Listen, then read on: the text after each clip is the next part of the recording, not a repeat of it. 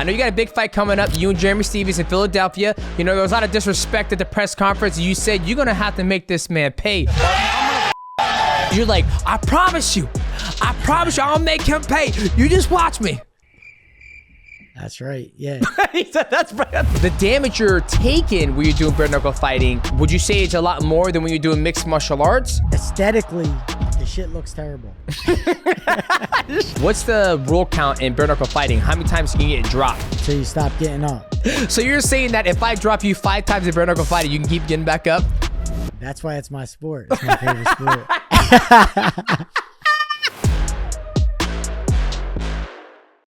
Oh, it's 15-time world champion Demetrious Johnson.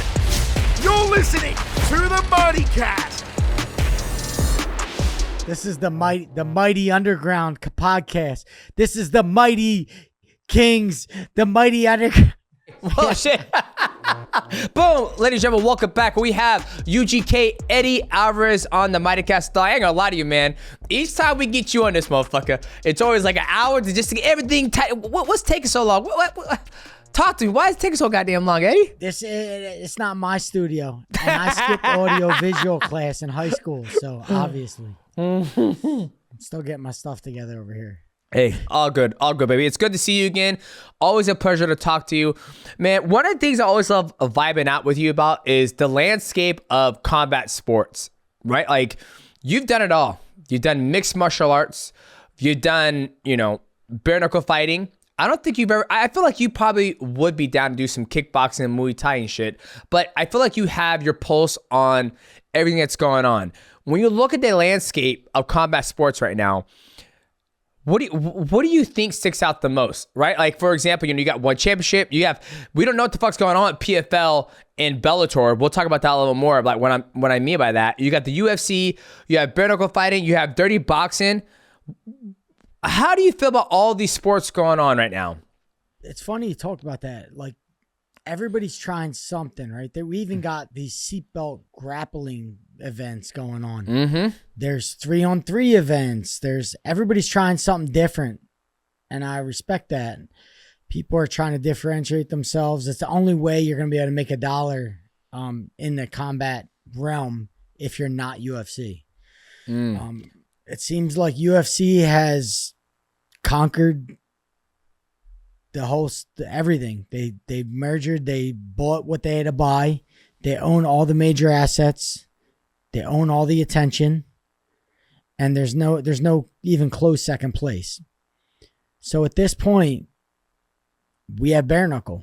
I think that's where we're at. I think PFL and Bellator has not, they fell through on some promises, and they keep doing that. And the more they keep doing that, the more powerful UFC becomes, and it more makes them the only option in town. So that being said, bare knuckle is not a contender with the UFC. It's something completely different. Mm-hmm. Whole different sport. They're going to make themselves on different days where they're not even competing. There's no cross-programming going on.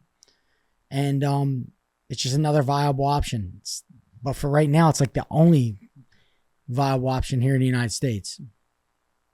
Yeah, when I sit back and I look at the landscape, I'm almost like, I think the 3v3, the card G2, I think that's all fun, right? I don't think they're trying to make a buck. I think they're just doing something for fun. Like, hey, what would happen if we did card jiu-jitsu? What would truly happen? The 3v3, I'm pretty sure that's more of a viral moment. I don't think anybody's going to, or I could be wrong. I don't know anybody's going to throw any money into that as a sponsorship-wise. I shouldn't say that. Let me look at Slap Fighting. Dana White said that's like $800 million industry. But when I look at the one that's always interesting to me is PFL and Bellator, right? It's like you see a lot of the athletes who, first off, it's like, why did PFL buy Bellator? That's always my first thought. It's like, why would they buy them? And then some of the top athletes like the Pitbull brothers, even Patchy Mix, a lot of these guys aren't getting any fights. So that, they see they complain on social media. And I sit there and I'm like, why does a company try to acquire? I mean, obviously I kind of know, but I feel like you always have a better grasp on it, because I'll never forget when you told me, dude, once I sign a contract, I'm trying to get my ass out of that contract as soon as possible. I haven't even fought yet. I'm always looking to fucking way out. And I always like the mindset that you had, not as an athlete, but also as a businessman. And that's what I always like to ask you, like, you know, what's your thoughts on like the whole thing, like PFL, and you have Bellator, and then now you have a new fight league, GFL, right? It's like, what do we need another fight league? Do we truly need another one, or is this another opportunity for athletes to go and fight somewhere? Competition's always good, especially for the athletes themselves, like people trying to make a living. You know, I think it was MFC came along and turned into Bodog. Bodog had a lot of funding. It's because of their funding I was able to make a living fighting. I quit my job. I got a good enough deal for someone like me who was trying to chase in his dreams to quit my job fully and kind of dive deep into just fighting. So these companies are important for certain athletes to kind of leave the home and take a risk. Maybe they have the budget to be able to pay a guy who isn't able to make much in the UFC. I would say the Bellator PFL thing, I dealt with that with Bellator for a while. And what's happening, in my thought, is this. We own all these assets. We're obligated to pay these assets X amount of times a year to fight. Yep. We don't have the funding to put these shows on or to pay what we promised in these contracts. But the assets are the only reason we can negotiate a deal, a TV deal, that will get us our large amount of money in the meantime. So as we scramble to get a TV deal or get investor money based on the assets we own, we can't throw shows because we don't have the funding. They can't tell the fighters that, or the assets, what they would call it, not the fighters. Because the fighters believe, hey, I make this much per fight, but you only make that if you fight. Yep. And I dealt with that with Bellator. When they were dealing with funding issues, I was the first guy to get chopped and not get fights because I was the highest paid guy on the roster. The lower end guys, they could do a low budget show, a local show, and be able to pay them and keep it moving.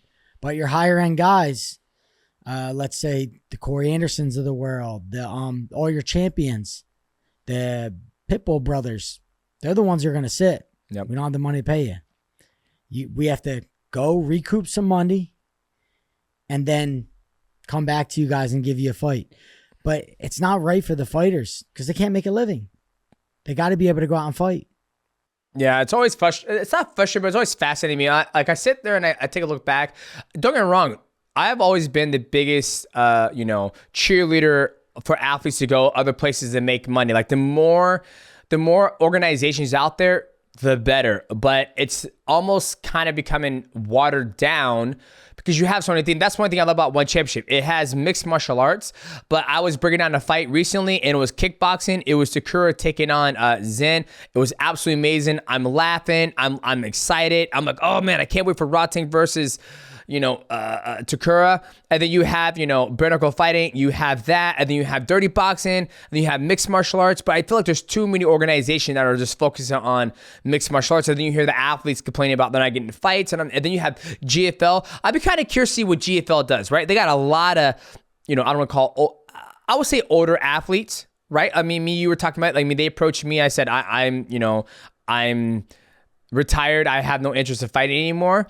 But I'd be kind of curious to see how they navigate that. Because like you said, they are assets under the umbrella, but they still got to get a show off, right? And when the show gets off, what's the entertainment value going to look like? What's the how they're going to run it? Is it going to be just like another mixed martial arts promotion? Or I think they said that it was going to be more team-based, but I don't know. I sit back and I'm like, I wonder what UGK thinks, because this man's always thinking about the business side of things instead of the athlete side of it. Yeah, the business side for me is from the fighter standpoint. If you're a fighter out there and you're going to sign with a company who's never thrown a show, right? Like you got to remember, like when you're going to get your check and you think that contract you signed is for X amount, it's a great contract. It's only great if you actually fight and you get the check. Yep. So when you think about that, you got to think about the history of the company. How many fights did they throw? How many checks have they given people in the past? And they've done this successfully. So like, if you're a new show and I'm a big name and you sign me, I'm going to want to check up front because you've seen me be on fights. You've seen me show up. Yep. I'm showing up. You haven't.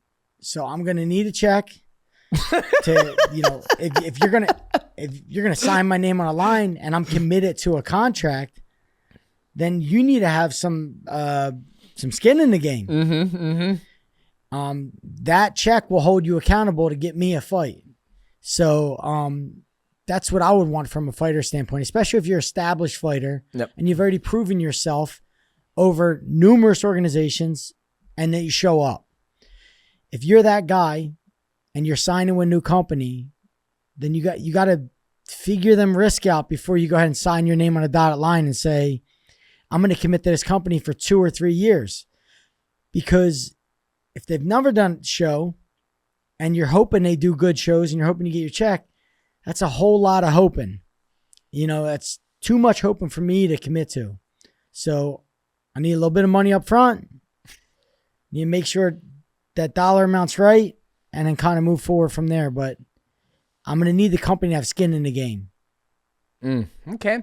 Eddie gonna need that check first. That's what you say. He needed that check first. Well, obviously, you've been falling in love with bare knuckle fighting. You sent me some tape. You're looking good. You're looking sharp. You know, elevation change, hitting one to the body, one up top, going off the angle, looking good.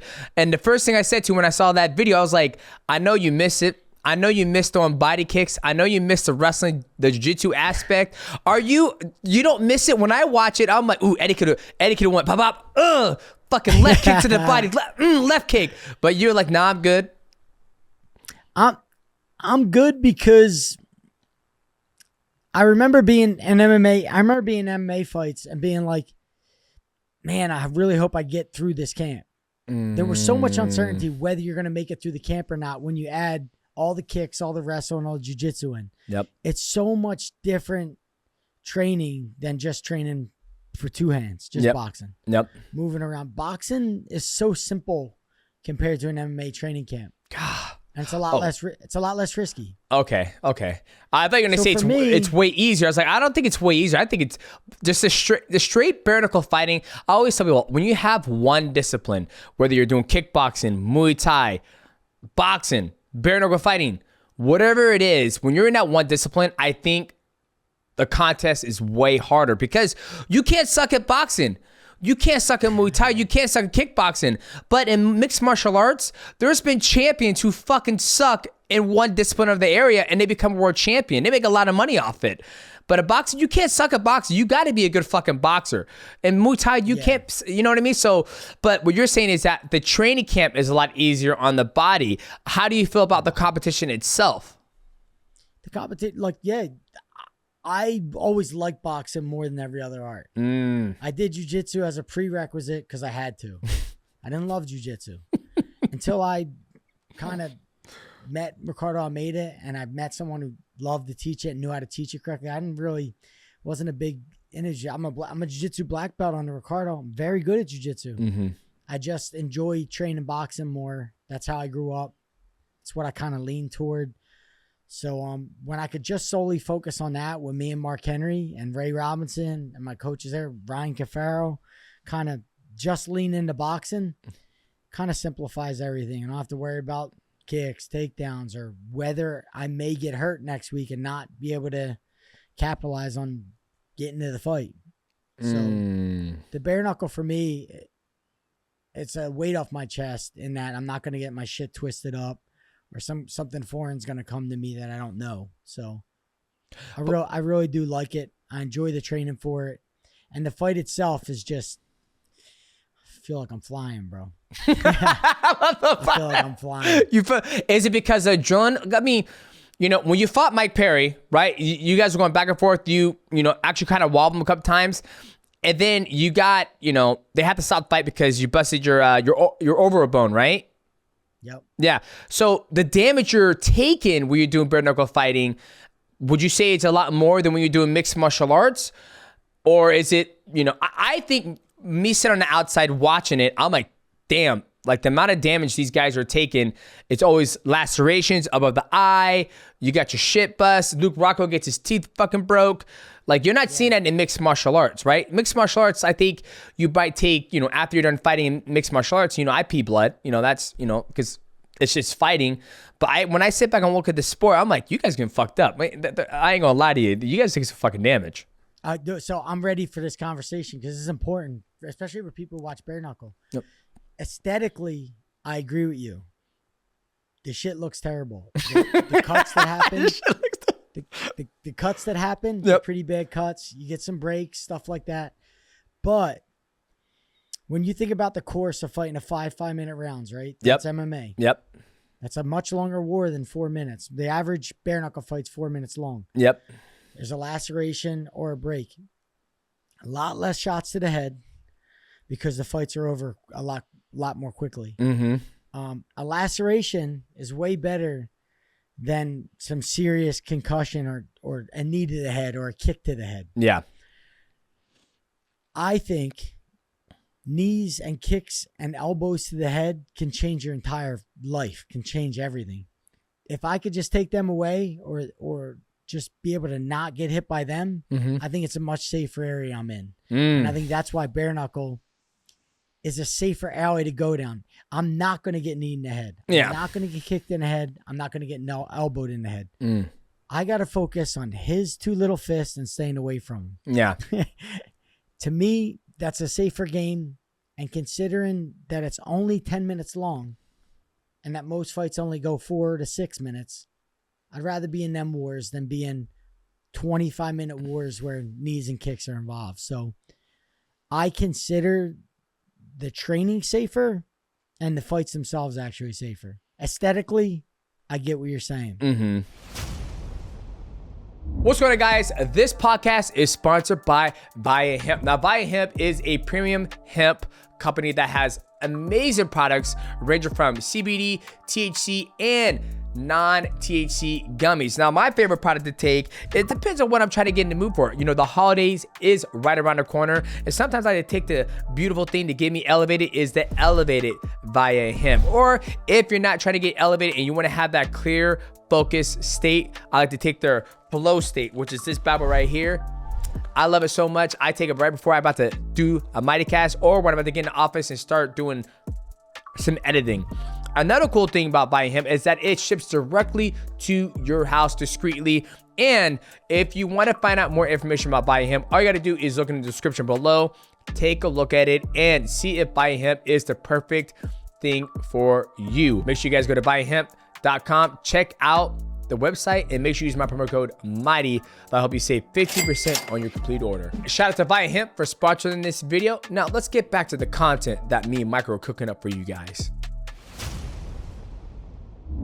Well, how many? I don't think overall. Well, I think it comes down to dangerous. How many more injuries have you had from? Well, I mean, yeah, you are rolling the dice when you're looking at that. You look at the time you spent in a mixed martial arts fight. If you're a champion, you're fighting for 25 minutes. 25 minutes is a long fucking time. Anything can happen. And you're saying that when you do bare knuckle fighting, if it's a world championship fighting, bare knuckle fighting is what, 4 4s or 4 5s? No, just 2-minute rounds. Oh, damn. 5 of them. 5 of them. So if I'm 10 minutes, okay, yeah. So you're cutting the fight in half drastically, and you're taking out a lot of weapons as well. Yeah, I mean, you could be right. We did it, statistically, analytically, and all that stuff. But man, when I never forget when your face, you're like, I'm done. I'm like, fuck. And then Luke Rocco, his shit was done. I was like, damn. And then even Michael Villain Page. And it's always weird because I never took a lot of damage in my mixed martial arts career, right? Popliteus, LCL, MCL, the wrestling, I've had shoulder surgery on both of my shoulders. And that's the majority of your damage was wrestling. Yeah. Am I right? Yeah. It was always, wrestling. Take away the wrestling. Yep. Look how much of a better camp you have. Yeah. Well, see, I never got injured. Actually, I did get injured in one of my camps. I tore my LCL. And then using the fights, I always tear my knees because when I throw my kicks and they catch them and I whip away from them, that's when I always pop something in my knee. When I fight Henry Cejudo the second time, he did something and I defended and then my knee popped and I was like, whoop, there goes the plot, there goes something. And then Yeah. So you're kind of right. I guess you're right. Aesthetically, it's not appealing. And what about the concussion protocol though, right? Because, it's like boxing. You're getting hit over and over and over again. You get back to your feet. What's the rule count in bare knuckle fighting? How many times can you get dropped? Is it the same thing as boxing? You get dropped 3 times in a round, or until you stop getting up. Oh, shit. So you're saying that if I drop you 5 times in bare knuckle fighting, you can keep getting back up? That's why it's my sport. It's my favorite sport.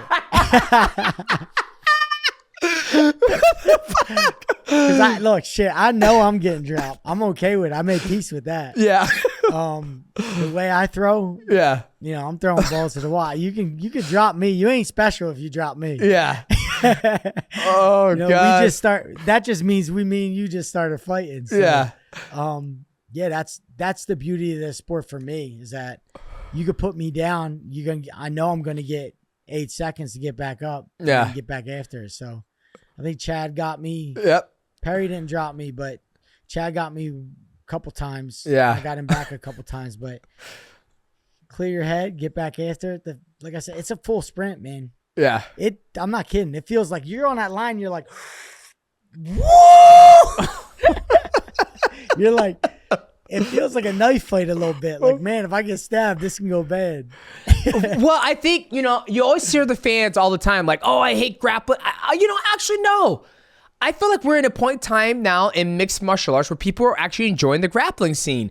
Like, I haven't been to an event. I don't go to events anymore, but I haven't been to I haven't watched a fight and people start bitching and complaining about the grappling. Oh, he's laying on him. Oh, blah, blah, blah, blah. I feel like we're in a good time now where people are understanding the full spectrum of what mixed martial arts is. Because I was going to say, the people out there who don't like the grappling, go watch Muay Thai, go watch kickboxing, go watch, bare knuckle fighting.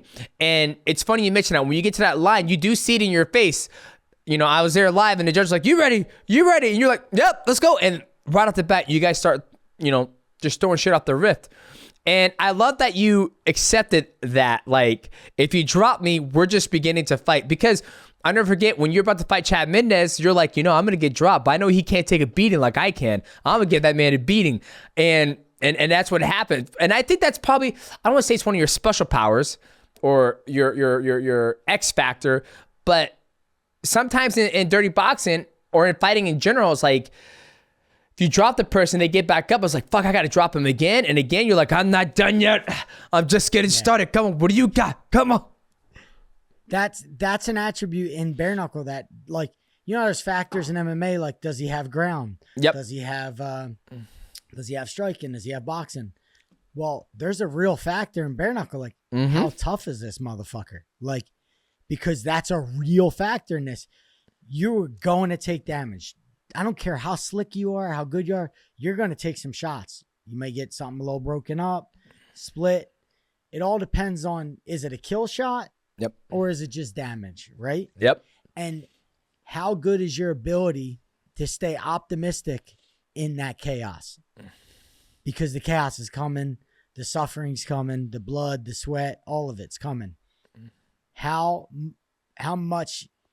optimistic can you stay in the light of all that? And that's important. That's a practice that some people have. Some people are more resilient, and some people have the ability to kind of have that faith and hope and still be down and out, but still have that hope that they can win. Unfortunately, with the Mike Perry fight, that wasn't an injury. I was out of the hunt. There's certain damage you take in them fights. Oh, it's irreparable. If you take more, it's over for you. Like, I'm never fighting again. The hunt for me, I can't eat anymore. So you need to have good coaches in your corner. Yep. Who are qualified, who know what damage is and when the whole damn game is over. And if you don't, your whole career can end quickly. So, like, this is all important factors in the sport of bare knuckle. You know what I mean? You go in there with some guys that don't know what they're doing. They're pushing you out there, pushing you out there. Hey, this ain't just damage, man. This is serious. This is a serious injury. And that's where experience comes in, having the right people in your corner, right guidance, Yeah, well, shit, you could have lost your eye. You know, like fucking Michael Bisping, he lost a fucking eye. And a lot of people don't understand, like, when this shit gets cracked right here, your eye, this basically helps your eye stay in place. And in case you get any more damage, your eye could be doing shit like this, looking around, looking at West Side. So, no, I agree with you, man. There was a point in time in a fight where it's like, dude, like, live to fight another day, right? That's what I tell my kids when they used to do jiu-jitsu. I'm like, dog, just fucking tap. Like, you ain't getting paid. There's no money on line. Just tap. You can come back to the next jiu-jitsu tournament instead of going, having your arm in a cast, getting surgery, all that stuff.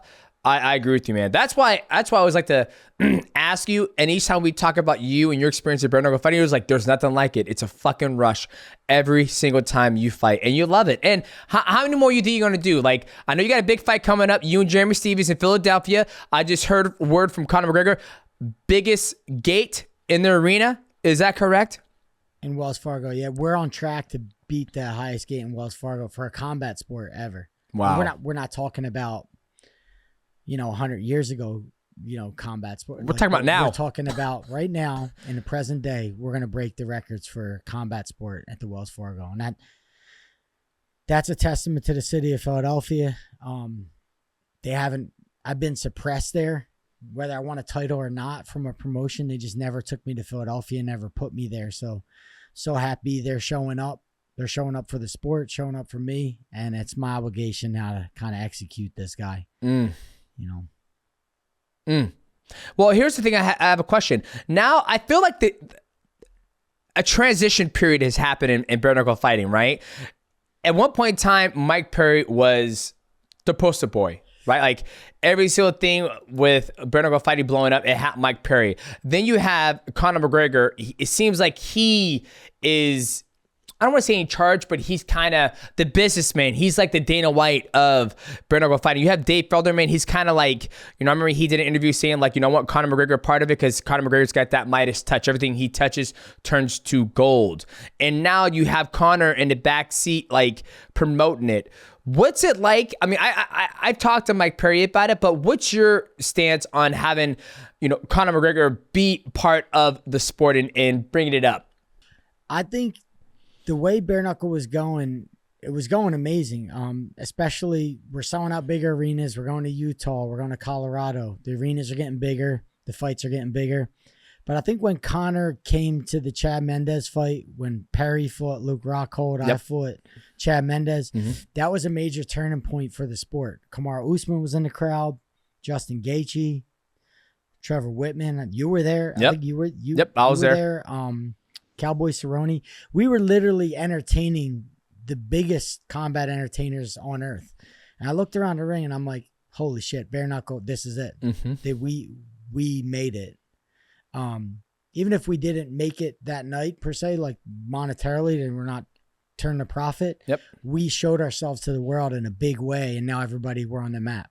So I knew at some point Conor was going to want a part of that. He's a businessman, he's smart, and he's a fight fan before he's a fighter. I'm the same way. I'm a monster fight fan, way more of a fight fan than I'm a fighter. And I knew right then, just judging the landscape of fighting, knowing what works, knowing what don't work, who's spending too much, who's not spending enough. I knew bare knuckle was going to do their thing. I just knew after that fight. So I'm not surprised that he came to that fight and wanted to be a part of it, wanted to own some of it, and then be responsible for kind of helping it move along. Because I think it was going to move along either way. I think Conor's just making it do it that much faster. Gotcha. What do you think's bare knuckle fighting's end game? Right? Like, how far do you think this sport can go? We're not going to see in the Olympics, right? I don't think there's a place for it to be in the Olympics. Do you think we're going to see it on ESPN? Do you think we're going to see it on Netflix or Hulu or Amazon? Like, where do you think the end game is for bare knuckle fighting? That's a great question. There's no doubt in my mind that it can become global really quickly, right? How easy is it to do a show, and who doesn't know how to bare knuckle fight? You don't need gloves. You don't need equipment. You don't need anything. You need a couple guys who are willing, right? Yeah. A couple guys that are willing, and you can put a show on. And everybody knows how to do it. It could become global very, very quickly. Everybody understands it. So they're already doing shows in, I think, Italy, Spain. Oh shit, that's right. Yeah, they are. There are actually shows scheduled for Dubai or Abu Dhabi coming up. It's going to become global, and Asia already. These shows are already happening, so it'll be global fairly quickly. There's no end. DAZN is a partner now, so we'll have a major streaming network, and there's no end. I mean, I think very quickly it'll be a billion, multi-billion-dollar company. God damn, I didn't think about that. I mean, they got, some bare knuckle fighting in Russia where it's like you get the hay bales around the guys and it's basically bare knuckle fighting, but it's not really sanctioned. It's almost like kind of underground fighting. But I didn't realize that, damn, bare knuckle fighting's going all over the goddamn place. Huh, good for you guys. Good for you guys. They just did one in Spain in a bullfighting arena. It was friggin' amazing. Really? Amazing event in a bullfighting arena. I think they're headed to Italy soon. Yeah. Damn. Now, I mean, look, after this event in Philadelphia, it's going to be very hard to deny it in any other city in the United States. We're going to sell out a major arena in one of the largest media outlets in the country. Philadelphia is, I think, top 5 major media outlets in the country. So it's soon after, it's going to be California, New York, and the list goes on and on. Damn. Now, your opponent's Jeremy Stephens. There was a lot of disrespect at the press conference. You said you're going to have to make this man pay for what he did to the city of Philadelphia. What did he do to the city of Philadelphia? What did he do that pissed you off so bad? Because you're like, I promise you, I'll make him pay. You just watch me.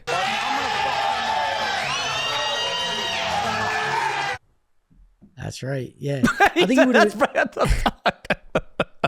I was shocked at his behavior, to be honest. I don't know Jeremy like that. I think I might have cut weight side by side with him. Mm-hmm. He seemed like a pretty cool dude. We have the same agent. Lloyd Pearson's our agent.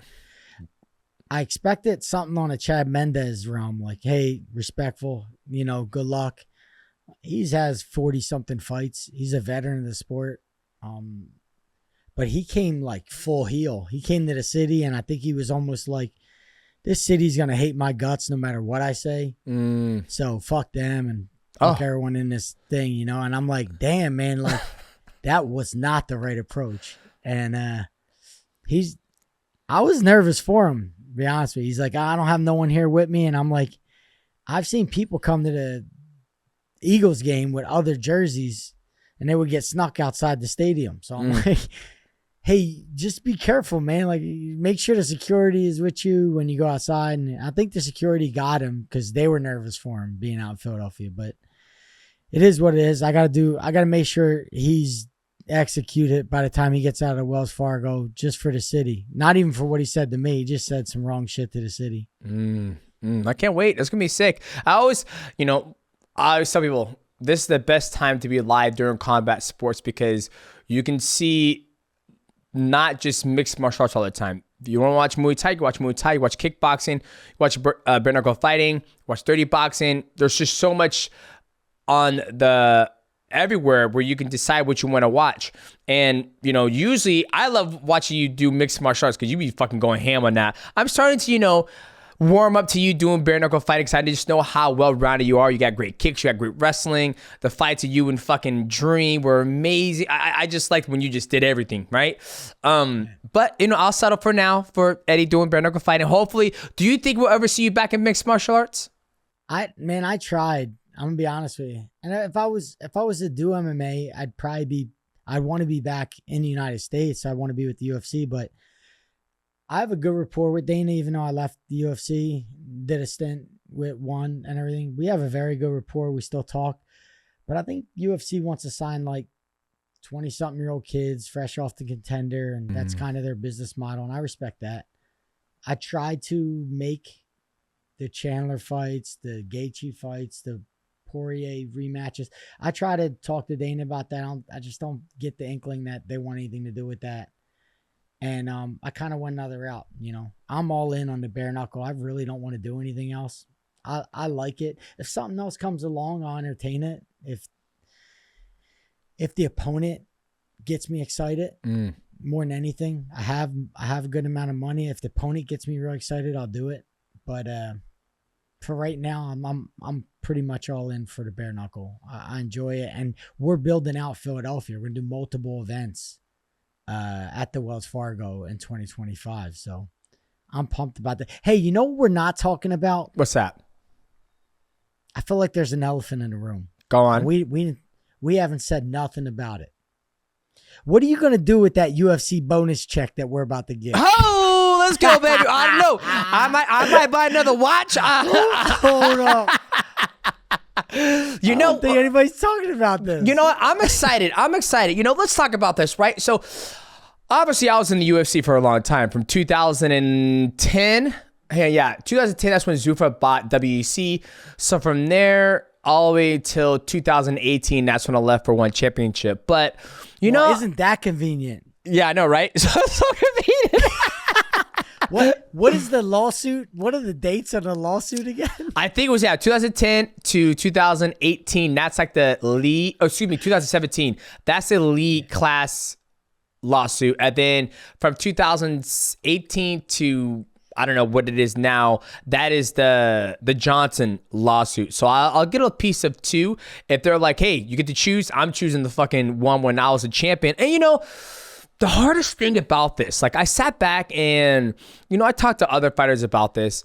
And for me, one, shout out to the guys who took Zuffa to court, because, you know, there's a lot of people who didn't want to do it. Like John Fitch, he was part of that. Was it Kung Lee? Yeah, I think Kung Lee was the one who was spearheading it. And one, I'm excited to get an extra check that, you know, didn't account for. You know, when I was going through my mixed martial arts career, I've always, you know, been smart with my money, invested the money I made. But, you know, when I talked to the lawyer and he was looking at all the fights I had, the pay-per-view number, not even pay-per-view numbers, but how many fights I had, he goes, dude, you were severely under fucking paid, like grossly underpaid. But the problem was there was nowhere else to fight.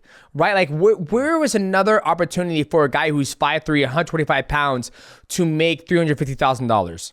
Like, there's just not enough organization out there that was paying that type of money. There's probably still, besides the UFC, that's going to pay, you know, a guy that's not in 2010. If you were if you were you in 2006 and 2010, you ain't getting shit. You'd have been able to make a big money in Japan. In Pride and Dream, if you were back in 2005, 3-ish, 2008-ish, that era, yep, you'd have been able to pull a couple hundred in cash out of Japan. But then that died after like 2008. So 2010, 2017, UFC was kind of the only game in town to make $1 for you. I think, yeah, in that era. But I also feel like I've heard stories that a lot of people weren't getting paid when they fought back in the day in Japan, right? Like I've heard like some guys like, I haven't got paid in a couple months. They said it's gonna come and clear the, you know, the account, but it never did. So that was one of the reasons why, you know, when me and Matt were coming up in the game, he was like, one, I don't want you fighting in Japan because I don't think there's money for you for your size. At that time, there was UFC, but it was 155, and they got rid of 155, and it went up to 170. Then they slowly back 155, and WC came around, and then that's when it finally got absorbed by the UFC.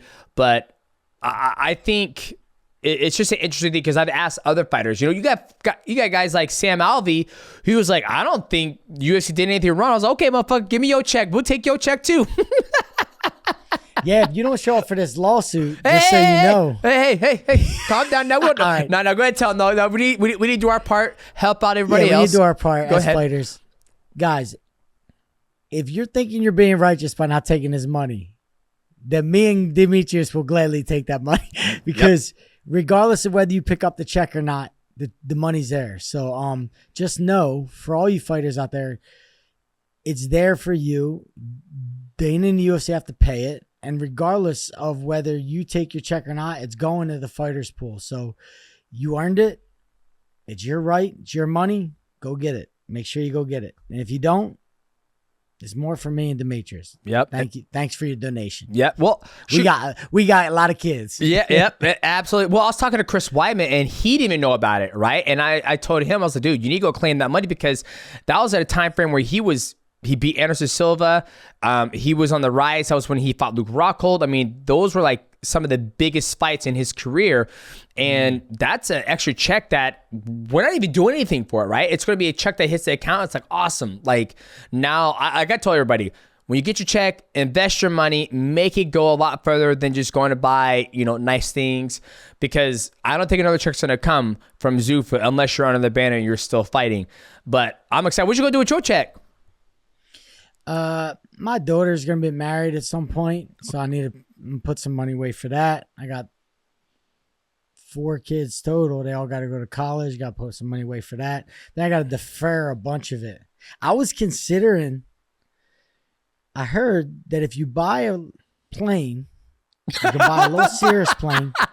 Look, you can buy a Cirrus plane for $100,000. Yep. Put $100,000 down. The plane's about $900 to $1 million. Yep. You can write the whole cost of the plane off. So if you get a little over $1 million for the lawsuit, you put $100 down on a plane, you write $1 million off. It's a wash. Yeah. Then you could take the plane, lease it back, be able to use it when you want, but be able to make some money off it like monthly. So I thought that was a great idea, especially because my kids are going to college 3-4 hours away. I'd have access to a plane, but the plane can make me a couple dollars in the meantime, and I get a massive tax write-off. I thought that was a great idea. That was brought up to me. I'm actually considering it because I got more kids going to college. Mm-hmm. I hate being away from them. I can get to them pretty quickly. And I think the out of cost that initially is like $100,000 to be able to put down on it. Well, I'm assuming you could probably rent out the jet too when you're not using it to be able to make, to pay for the how you pilot. get some cash flow. Yeah. See, that's one thing I always love about you, Eddie. You always talk about business, right? You always talk about business, how to save money, how to make money go a lot further than you. And that's why I think like there's so many. Maybe me and you buy the plane. Maybe we just do it together. You can defer $500. I'll defer $500. Get a little business going. Then I have to. then we're gonna have the wives arguing and yelling at us. How come Eddie's always on the plane and we don't get a chance to go on the fucking plane? I'm like, babe, the plane's over in fucking Florida. Like it's on the East Coast. Eddie came up with the idea. I'm sorry. Exactly. Well, I never forget that was one of the biggest things as I at this point in my life and my career is I'll always. First thing for me to get excited about fighting, since I've been watching it forever, is one, what's the athlete's story, right? Like, if an athlete, like let's take Ilia Topuria, for example. I'm a big fan of him because right now he's just, the way he fights, it's amazing. Like, I love the way he fights, okay?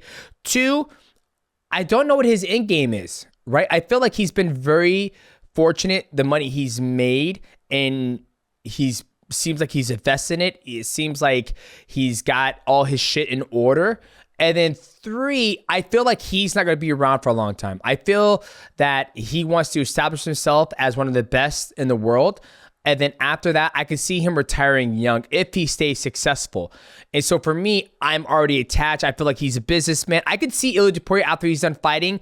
He was like, yeah, I was one of the best in the world. I'm a businessman now. I own this condo. I own this. I actually own this restaurant. I have my own cologne. I have my own suits, right? And then he'll ride off in the sunset. So that that intrigues me about that. Like when I think about you're doing bare knuckle fighting now. You're world champion in Bellator, UFC. You're talking about buying a jet. You're talking about, you're making these life moves that's going to set you up forever. And that intrigues me. It's like, oh, I want a little bit of something like that. Because when I grew up, I never saw that. Nobody talked about that, right? And that always intrigues me. Nowadays, for a fighter, I want to be the best fighter in the world. Doesn't do it for me now, right? Like when I look at, I'm going to go to Thailand.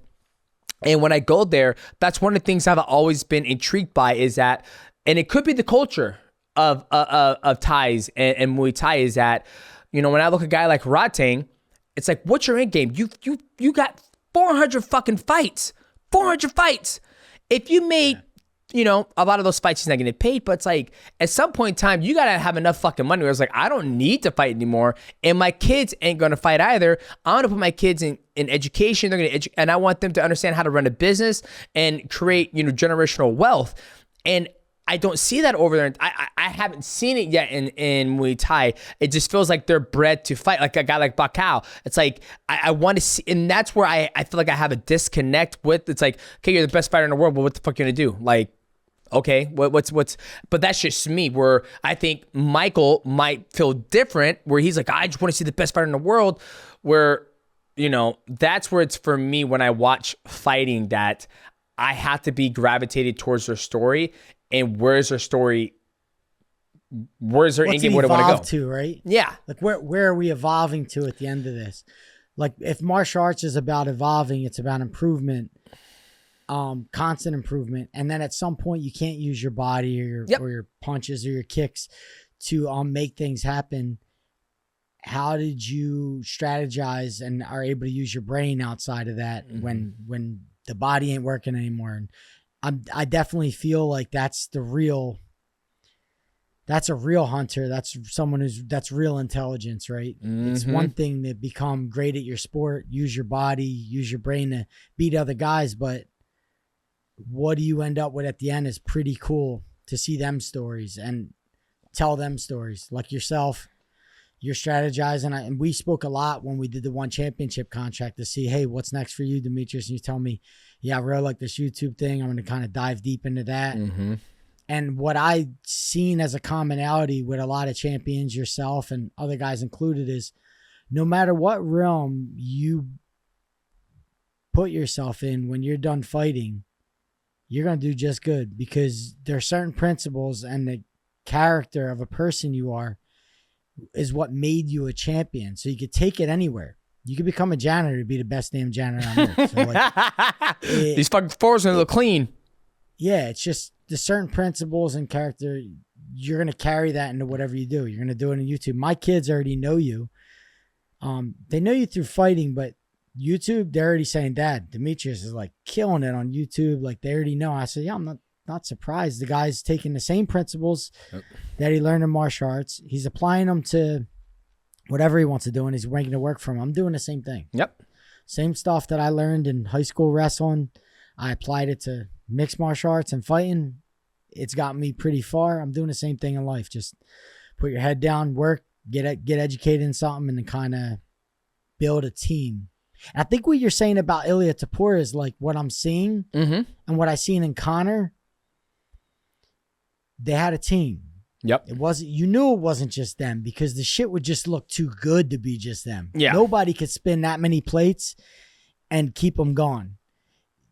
There's someone who came up to them who's very intelligent, who said, hey, you're a bad motherfucker, but there's a way to monetize this and get out of this quickly.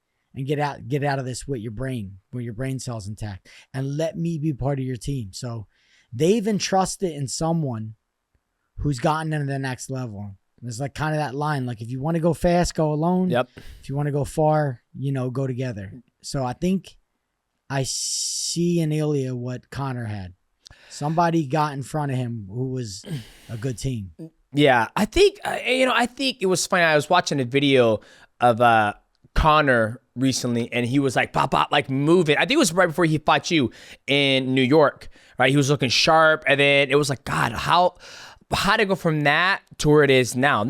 I'm not saying where he's at now is in a bad place, but like my coach always said this: people change when they get a lot of money, right? Like their true character comes out. Meaning that, like, I've done very well for myself. I'm very fortunate. And my buddies, my other business partners, they'll call me. They're in fucking Vegas or in California or Florida on a beach, chilling, relaxing. And they're like, DJ, what you doing? I was like, I'm in a laundry room folding fucking clothes. I have 5 people who live in this house. We all work out. And they goes, damn, dog, you ain't got a maid? I'm sure you can afford a maid. I was like, these are husband and life skills. And then one day Matt called me, hey, DJ, what are you doing? I was like, oh, I'm in the laundry room. I'm always in a laundry room.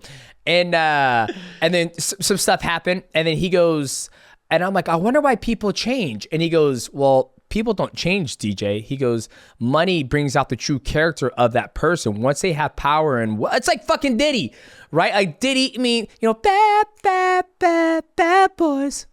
Make me feel. Well, it's like, why did he have to do that? He didn't have to do all that. He had all the money, and I think it's just power. And I think when a lot of people get a lot of money, they lose their way of what got them to that discipline and that focus. They lose it, and so I I hope I don't feel like Ilya Porter is going to lose his focus. I think Conor's going to get back on track. I think he's talking about fighting for $250 million in India against Logan Paul. You know, is that tough to watch for you? Is that tough because I know as a prize fighter, right? Yeah, it's where we all want to get to, right? We all want to get to that Conor McGregor status, but do we prepare and make a plan for when you get there? Because let's say you get there. If you got there too early, and you weren't mature enough, and it's everything you asked for. Hey, I want all the money in the world. I wanted the yachts. I wanted the cars, but you didn't prepare for when it happened. That's scary, right? So like, yeah, I wanted it. I thought I may get it. It was in my imagination, but then I got it, and I never really made a plan for when I got it. And it's like I've seen a lot of people choke on their own wealth. And I feel like the more I read about money, the more I learned about money. The idea was actually to give it all back. So like, and you give it all back. You find a way to give it all back in some way. Because if you don't, you'll choke on it. You know, you can only have so many cars, so many houses. At some point, you need purpose. And I think if you dive too deep into the external stuff, the yachts, the this, the that, you can get wrapped up in that, and that never ends. That's like sugar. Yep. You just can't get enough. It never ends. So at some point you got to go, enough's enough. What am I going to put this money toward that has purpose, that makes me feel good, that maybe will give me a feeling of like the same feeling fighting gave him, where he put a lot of effort in and he got something back, but it wasn't like materialistic. It was just like the feeling of confidence or like feeling good about himself. I just think money at some point, you can only get so much, and you got to figure a way to give it back. Otherwise you choke on it. And I've seen many, many really wealthy people choke on their own wealth because they didn't make a plan for when they got it. Yep. They got it and they're like, shit, I got it. What do I do now? Plane, this, that. Well, yeah. So, I think the beginner conversation, it does make me sad because I am a big fan of Conor, and I'm curious to see what he does next in his career, whether it's in business or in mixed martial arts or boxing, whatever it may be. But when you said that, do people plan for when they come into that wealth, right? Do they have the right people around them? They're like, dude, cut the fuck, like, stop that shit. Let's get focused. Let's get back. What do you want to do with it? And I think I've always had the best team around me. Like I was talking to my lawyer the other day, and we're talking about Prize Picks and making our bets. You can make your bets at Prize Pick. All you do is got to go to the App Store, download Prize Pick. Use my promo code MightyCast. We took an L. Right, we're doing some football, and he goes, "Damn, Demetrious, that's what I love about you." He goes, "You're not getting too greedy. You're making your picks, and you lose. You know, you're not betting. 20,000, 50,000. You're just betting. $150, and you're happy with that." I was like, "Yeah, man, it's for fun. I'm not gonna bet my whole life savings on this stuff." But it's just something fun to do. And he goes, "You never changed since day one." And I was like, "I don't think I should. I think if I hit $250 million, my black ass still be doing fucking laundry. Like, oh, gotta fold these fucking clothes for Tyron and Maverick and Tanith and my wife as well." So that might be why we connect. Not only you've been with your wife so long, your little husband, you got kids, same way I do. That's why we kind of connected. Because if someone talks to you about me, the same thing. I'll say, what about Eddie? I'll say, Eddie's Eddie. He's the same Eddie you knew in high school, the same one in grade school, same exact thing. If I got a little bit of money, I just try to do something good with my family for it. If I have any vice, I overspend on vacations, on coffee. But other than that, that's really it. So that's why we kind of get along and know, that whole thing. I love having a couple more dollars for sure, to invest, to do some things with, but eventually, I think at a certain point you got to give it back. You got to figure a way to give it back. 1,000%. Well, you have been giving it back. You just recently opened a gym. Now, where did this come from? Right? Like when I was like, I had to send my man some flowers, show my support, because opening a gym is a big deal. It's a lot of time investment. It's a lot of work. A lot of people don't realize how much effort and time it takes to open up a gym. Anybody can open a gym, but obviously you want it to be successful, right? Yeah. What prompted this move? Like here you are, you're getting ready to fight Jeremy Stephens in bare knuckle fighting, and you open a gym.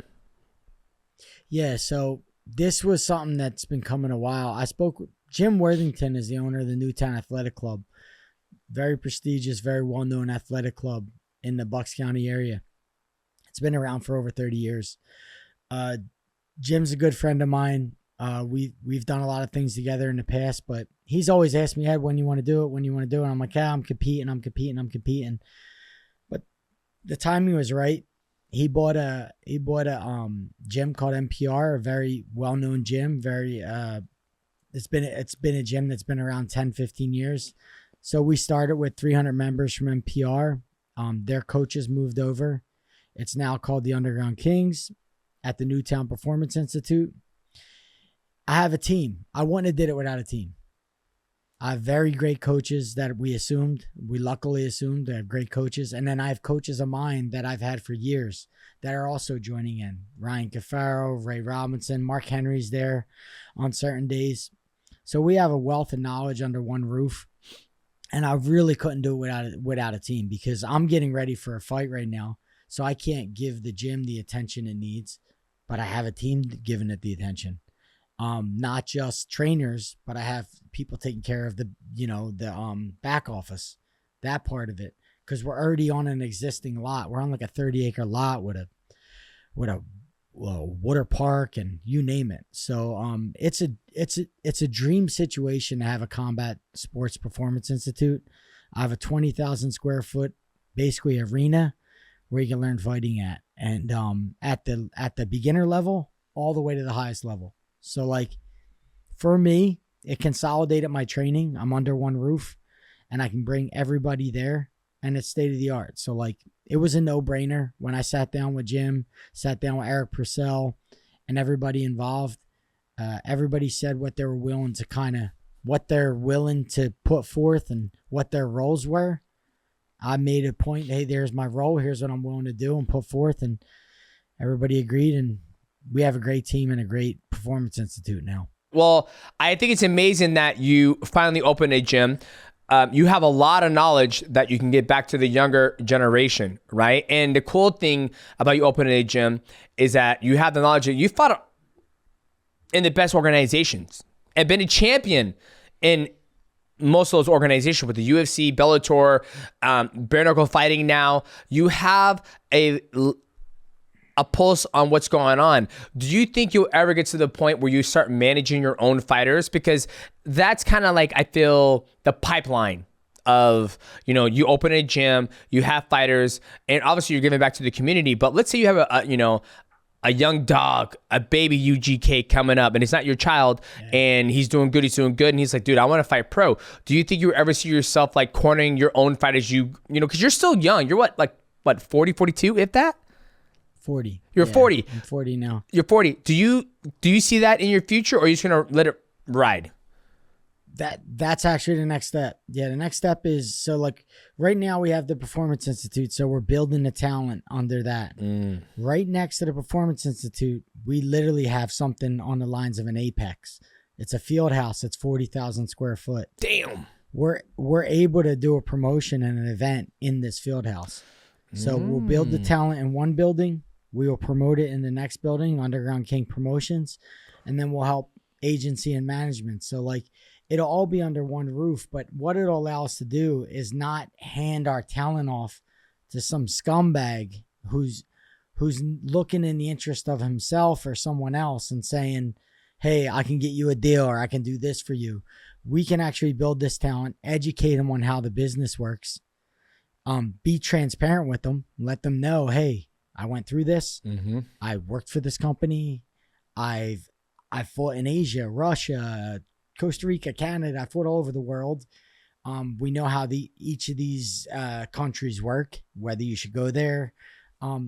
Just a ton of experience fighting all over the world, fighting for world titles, and then fighting in numerous different contracts. So like, I think we have a lot of value to add to the Performance Institute and to the kids there, to all the up and coming talent. And yeah, I like to do that. You know what I mean? Even my son's interested. I really don't want him to fight, but I feel like there's nothing I'm going to do about it. I think we got 2.0 loading as we speak, and I'm like, oh shit. If the only reason I got a gym was so this guy can get his, do what I did, then it was worth getting a gym, but yeah, I don't even want to think about it. How old is he? He's just turning 17. Oh actually. shit, he's right in the thick of things. Oh shit. So, but look at this way. Here, let me paint this picture a lot Anthony, more. Let me paint a bad motherfucker, man. let me paint it a positive way to look at this. You have your own gym now. You have your own organization where you can, truly bring him under your wing and develop his skills. You know what it takes to be a world champion. You know where the evolution of mixed martial arts is going, if that's where he wants to do, right? If it's MMA or kickboxing, Muay Thai, bare knuckle fighting, whatever it may be, you can kind of guide him as, hey, like, let's get you the best grappling, let's get you the best Muay Thai, let's get you the best boxing. You have all those tools to where the 17-year-old who's in Kansas doesn't have a father who can give them. You get him the best nutrition, you can get him the best recovery, you can do whatever you want to make sure you can load the best version of UGK 2.0, right? Instead of like, nah, fuck that. Nah, you go do your own thing. I don't want you fighting. And you can almost shun him away. You guys can build a rift between you two, right? So then you'll be taking on that coach and father in the sport of mixed martial arts. Yeah, I just like being a dad to him. Man.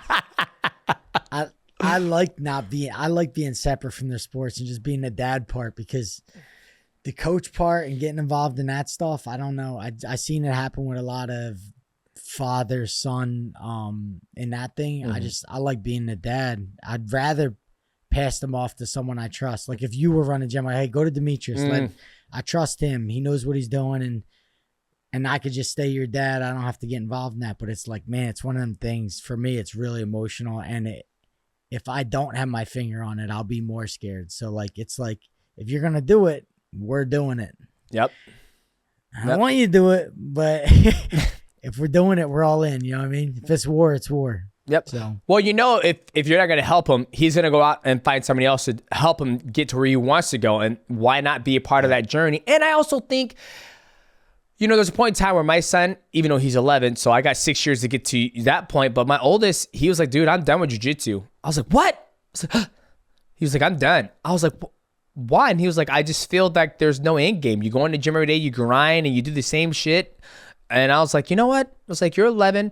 Jiu-jitsu is a journey of life, right? I'm 38. I'm still learning new shit to this day. Yeah. And he picked up the interest of football. And I think the reason why he likes football is I think he likes all the flashiness. He likes all the money. He likes all the jewelry. He likes all the diamonds. And I was sitting there, I was like, you know what? He does kind of a point. I had never seen one jiu-jitsu guy fucking just iced out and fucking dripped in chains and shit. I haven't, right? You look at the two lifestyles. Yeah. Of an NFL player. Granted, he's got to fucking get there. And that's a long road to where the ceiling, you jiu-jitsu guys aren't even making any money unless you're, doing the CJI and all that stuff. But I think that is more appealing to a younger kid than jiu-jitsu. Like if he's watching the new thing on Netflix, The Receiver, and he's seeing the guys like pop, and just being explosive and athletic, and the athleticism, he's like, that's fucking badass. And then when you watch jiu-jitsu, he's like, oh, that's kind of cool. But he's like, I've been there, done that. I competed in Vegas. I'm going to try football. So he's going to do football, and that's what I'm doing today. Is this his first year trying out? This is first year playing football. Yep. So I was going to. In my experience with my boys, they just did stuff because their friends were doing it. Like when they got to a certain age. How old's your boy now? 11 and 9 and 6. So what grade is the 11? He's in 5th grade. Was that 4th or 5th? 5th grade. Like usually around then, I think my boys were 6th grade or 7th grade. Like, I want to wrestle. Yep. And I'm like, really? And they were wrestling because everybody in my town wrestles. So a lot of their friends wrestled. So it was like, I think they do stuff the same reason we do stuff. Yeah. Because our friends are doing it. Yep. It's like, why are you going to the bar? Oh, my friends are going to the bar. I'm going to the bar. It's not that deep. Yeah. Well, why are you going to the strip club? My friend's going. I think I'll go to the strip club. What the fuck? No, I don't think that excuse can be used on all things, Eddie. So we might want to watch ourselves there. Well, we'll see because, now I was going to get my son into some training. Like, okay, I'm going to put him in football training. And I was looking, it was pretty fucking pricey. I was like, you know what? I'm fortunate enough that I'm a stay-at-home dad. I'm going to, after school, pick him up, take him to the field. And because I played football in middle school and high school. So it's like, okay, out, button hook, in, post, out, and I'm going to do it with them. And that's kind of like me building that bond with them and trying to keep them happy and just try to be with them. So, but hey, I'm excited to see what UGK 2.0 does, keep us posted on that. We have him on a MightyCast to promote his next fight, his amateur fight. We'd love to have him on here. Yeah, I gotta send you. I'm gonna send you some of his wrestling stuff already. He's murdering wrestling. I think he's like 11-1 or something like that. Damn. Now. This season should be 12-0, but yeah, he's crushing it, man. My son Anthony's doing it. My son Eddie's wrestling in college. Alistair's wrestling. So I got 3 boy wrestlers, and I got my little girl. She's even jumping in the boxing classes and stuff. So you have 2 that are still home. So you have 2 that are gone and 2 that are still home, right?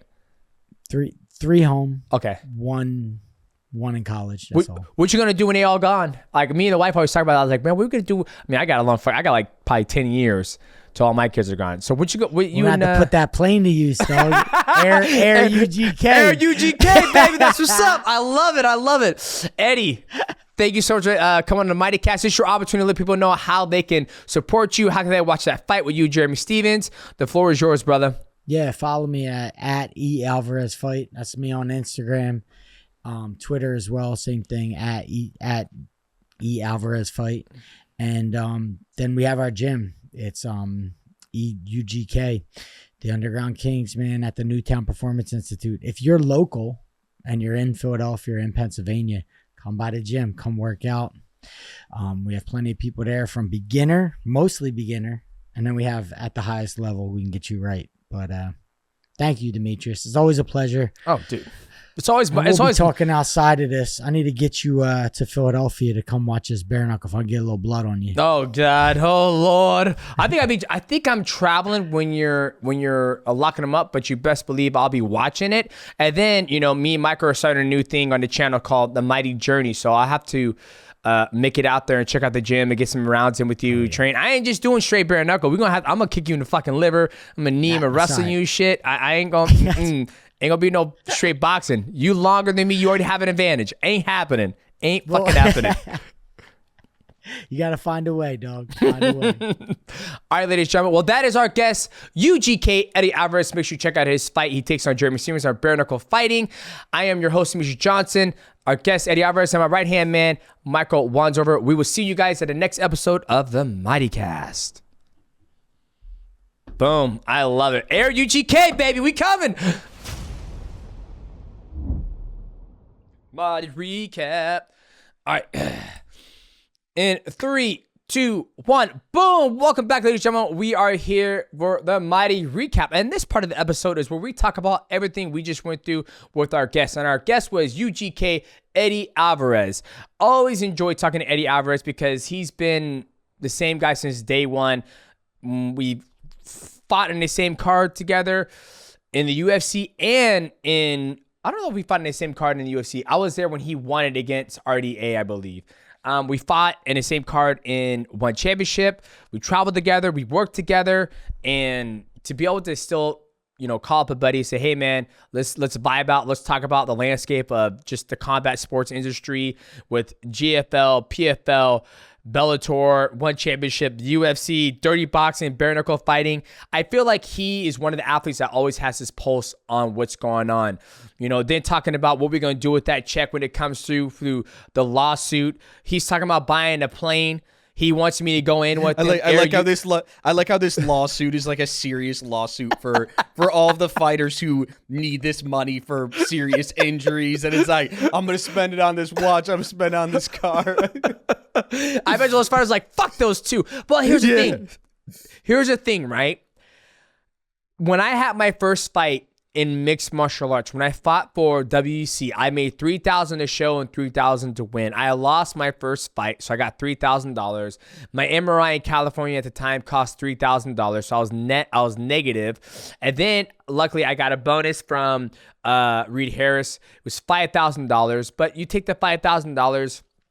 20% goes, 8% goes to California because California state tax. That's why I don't like fucking fighting there. Then you have 25% that goes to your management teams. And then 20% on top of that goes to, just taxes. So when I was fighting in mixed martial arts, I saved every single fucking check. Every single check. When I would fight, when I would win, 10 G's will go straight in the bank. And I was still working 40 hours a week. And then I fight again. 12 G's in the bank. 20 G's in the bank, 40 G's in the bank. I never touched my money. I started investing it at a very young age when I was, fucking 23 years old, 24-year-old. I know what you're going to say, but not everybody has the same ability to do that. But everybody does have the same amount of hours in a day how they choose to spend it. And for me, I chose to spend it working 40 hours a week and not touching the money that I made from fighting. And then I had that habit of just saving my money. Even when I started making, $350,000 and so forth and so forth. I just kept on still saving my money to one point where it's like, your CPA says you've done a good job. You don't have to fight anymore. And it's like, that's what every fighter wants to hear. And, and that's why me and Eddie can have those conversations about buying a fucking plane and naming it Air UGK or Air Mighty. So, but man, what a great fucking conversation with Eddie. Always a great conversation with Eddie. Yeah, he's part of what I think is a little bit of a dying breed in combat sports of what we call the BMF title, right? Those guys who are true BMF guys, the Dustin Poiriers, the Justin Gaethjes, the Max Holloway, Eddie Alvarez, I guess you could say somewhat Michael Chandler. Yeah. These guys who it's really just fucking brawlers who go in there and are true fighters, true just warriors that there's no denying when you see Eddie Alvarez, you are getting 100% of him. I think my fight of the year, the most fight that I had fun watching, I believe it was in 2023, was Mike Perry and Eddie Alvarez. That was go watch that fight if you've not seen it. It's just fucking wild. As you said, it's hard to watch. Loving Eddie, it's hard to watch, but still fucking crazy. Just two guys absolutely slugging it. So for me, I just think every time I see Eddie fight is a pleasure. And I think we're getting a little bit less of these guys who are just pure entertainment, pure fighters. We're getting more guys who are specialized, more guys who, I only want to fight 1 or 2 times a year. Guys who will do a fight and try to take as little of damage as possible, which is smart. I'm not going to lie. I mean, yeah, but as a fan, you love guys like Eddie Alvarez. It's a pleasure to watch him, and he's a great guy too. So it's always great having him on the MightyCast, and just having him against Jeremy Stephens is two guys who are what's gonna happen. They're gonna fight, and I love that they're shit talking too, because Eddie's such a nice guy that you don't always get that out of him. But he's shit talking. It's so I'm pumped. I like that, going to a bare knuckle fight where they're not buddy. I fucking love it. I feel like they're gonna beat the shit out of each other. It's two guys having a fucking dispute. It's all right, motherfucker. We're gonna settle this old school bare knuckle fight. We're gonna lock it up and just go ham back and forth. And I think it's a great fight for him, because I feel like even though bare knuckle fighting, it's very violent. And a lot of people might look at it as there's no skill set to it. The way Eddie and the way Chad Mendes, when they fought, there was an actual sweet science to it. They brought that boxing science into it, where they're doing double jab to the body, jab to the head, off angle, overhand right. And that's what I think you're going to see from Eddie Alvarez when he fights Jeremy Stephens. And then Jeremy Stephens, he's pretty good at boxing as well. He's been dropped before in the past in mixed martial arts. Jose Aldo dropped him with a beautiful shot to the liver. So it would be kind of interesting to see how Eddie approaches this fight against Jeremy Stephens. And I love how you brought it up. He is a dying breed. All the fights he's done in Bellator, UFC, Bodog, Japan, it's always going to be a fucking banger. And that's what you guys can expect when Eddie fights. I would love to see him do more mixed martial arts, but I do agree with him. The training in mixed martial arts is just so grueling. After training with Islam and the Eagle team, my body was so shot from the grappling. Even though we didn't do any stand-up, it was mostly just, the strength and conditioning part of it, and then throwing the body kicks, and then wrestling, and then doing, the situationals, the drilling, pulling them off the cage, coming in, lifting them up, slamming them. It's like the amount of volume you have to do in mixed martial arts training compared to just a single aspect of jiu-jitsu or boxing.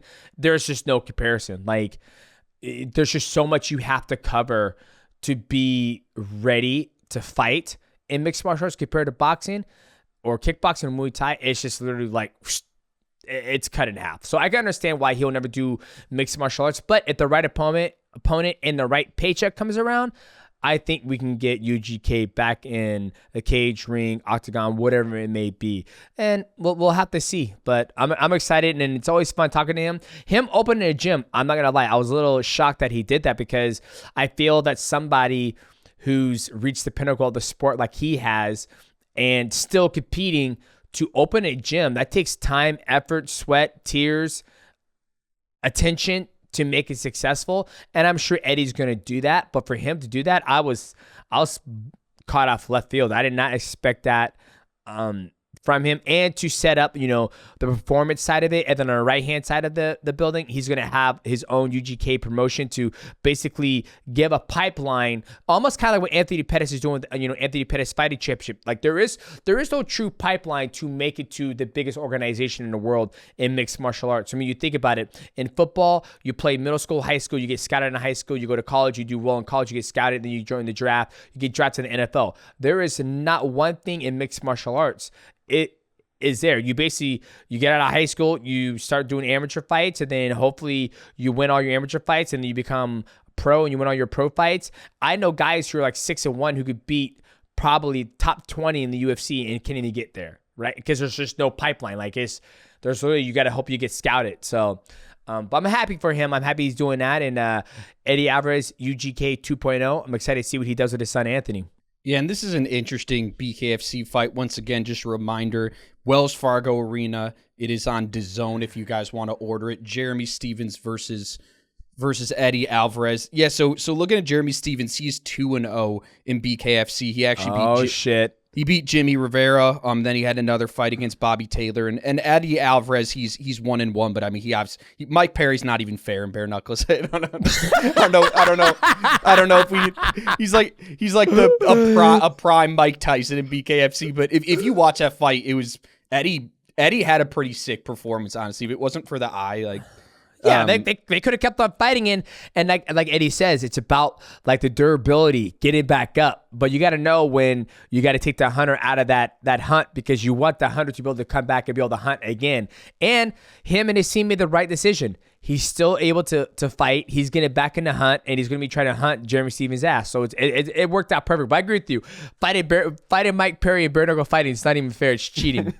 Yeah, so I'm excited. I'm excited for that too.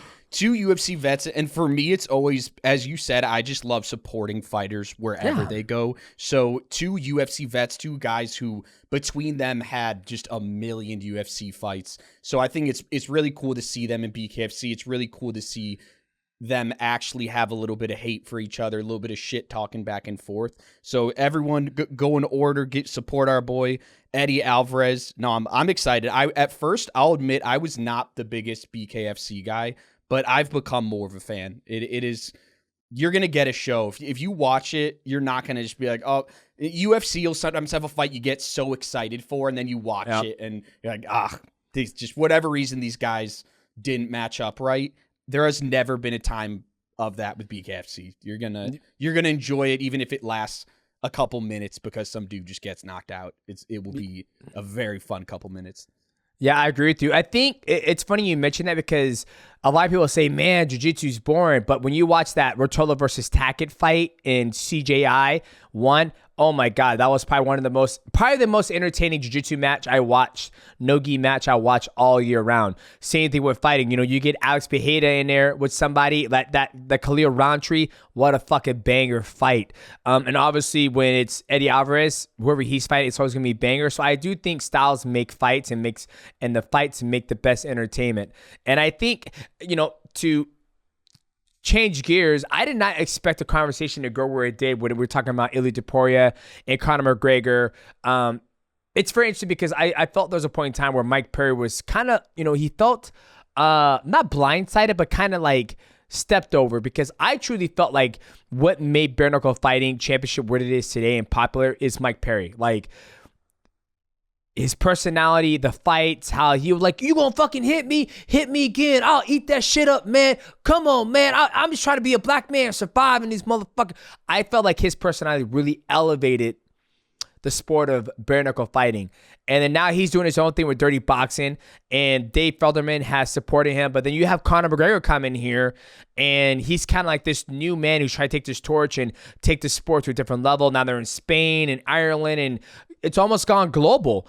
And they sold out the Philadelphia arena and the Wells Fargo arena. And I didn't expect the conversation to go where it did.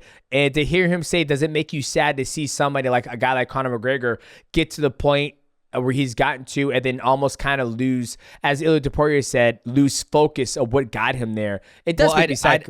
I feel like what Eddie was saying to you, though, I could be wrong. We'll maybe follow up with Eddie. Yeah. I thought he was saying, does it make you sad that Conor McGregor is going to get $250 million to fight Logan Paul? No. That's not what he meant. No, that's not what he meant. He meant, like, isn't it make you sad that you see somebody get to a point where, like, they were so fucking good, and then, like, now it's not the same person it was. Okay. To begin with, like, because there was a video that I saw on Instagram. Like, I'm a fan of fighting, right? I'm not gonna lie. I'm probably not the biggest fan that you are, but I am a fan of fighting. I'm a fan of martial arts. I'm a fan of perfection expressed through martial arts. And when he was getting ready to fight Eddie Alvarez, and they posted a video of him moving and doing his thing and bop bop bop bop bop, and him being inside the void doing a spinning back kick, just looking fucking flawless. I'm like, fuck, man, we'll never get that. We will never get that version of Conor McGregor ever again. Like, I'm a big fan of Conor. I love Conor. I love what he does. I think he's a great athlete. And we just never get that, It's almost like seeing one of your favorite basketball players go down, or football players go down a dark path that you hope that he wouldn't, essentially. But what do you think of? I don't know if it's true or not, but if Conor McGregor's actually going to get $250 million to fight, good for him. Well, that's just. I mean, I think there's I would want to see Jake Paul, but Logan Paul. I mean, what is going on with these fights? Like, yeah, I mean, at the end of the day, it's about entertainment. And I think I saw something the other day, you probably didn't follow this, but at the end of the day, I truly feel once you've proven you're the best fighter in the world, you defend the belt 2, 3, 4 times, okay, I feel there has come a point in time where you have to stack up the money. You just have to, because there's too many champions who come in this sport of mixed martial arts, and when they retire, they have nothing. I've seen it too many times before. Or even coming into this sport. And so I feel for Conor, there's nothing left for him in mixed martial arts. I mean, I talked about it recently. And for him to get the opportunity to do half a fight, as he calls it, to fight Logan Paul for $250 million, I hope the check clears. But I'm happy for him. I'm not jealous. I'm happy that he can make that much money fighting and boxing. And he still wants to do it, right? So I think that's the biggest thing. But for me, I just...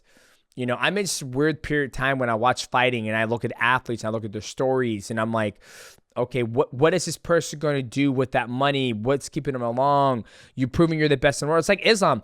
I get the feeling from Islam. We'll probably see Islam, depending on whatever happens. I'm dating this podcast, but, well, actually, he would already fought. But Islam, it's like, I'd be curious. We'll probably see him by 2 or 3 more times, whether he wins or lose, and then he's going to retire.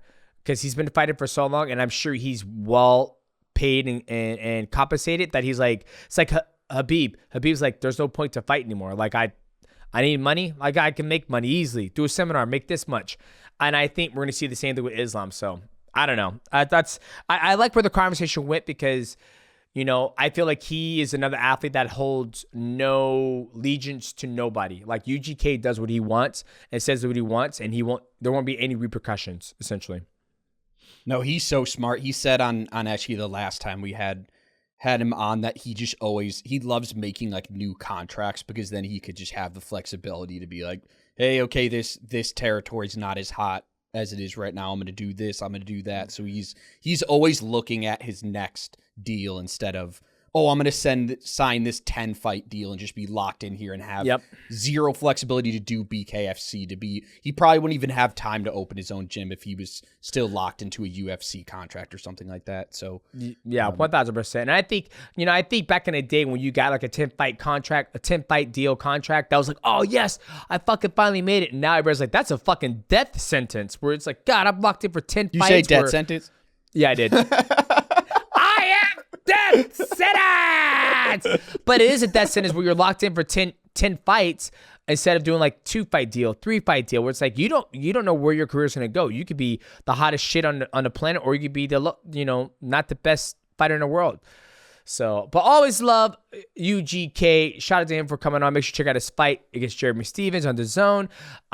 If you guys enjoyed this episode of the MightyCast and the Mighty Recap, please leave a like, subscribe. Also, hit the bell to know when we go live. I am your host, Demetrious Johnson. I'm my man, Michael Wandsworth, and we will see you guys at the next episode of the MightyCast.